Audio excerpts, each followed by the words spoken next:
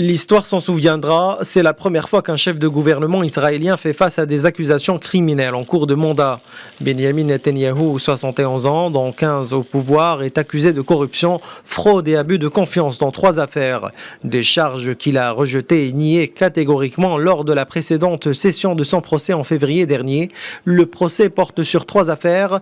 D'abord, dans le cas 4000, Netanyahou est accusé d'avoir accordé des faveurs réglementaires d'une valeur d'environ 500 millions de dollars à la société de télécommunications Bezek Telecom Israël.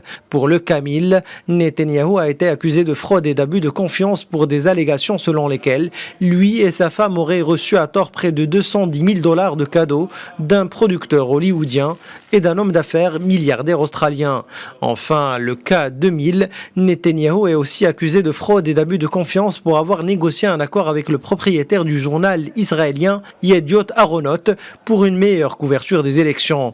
Dans la rue devant le tribunal, des dizaines de partisans du Premier ministre se sont rassemblés pour le soutenir. Dans le même temps, le président Reuven Rivlin consultera les partis politiques pour savoir qui il devrait faire appel pour tenter de former un gouvernement après des élections peu concluantes le 23 mars. À cette date, rappelons-le, le Likoud, parti de droite de Netanyahou, est arrivé en tête des législatives avec 30 sièges sur 120 à la Knesset, mais ce résultat n'assure toujours pas suffisamment la majorité de 61 sièges.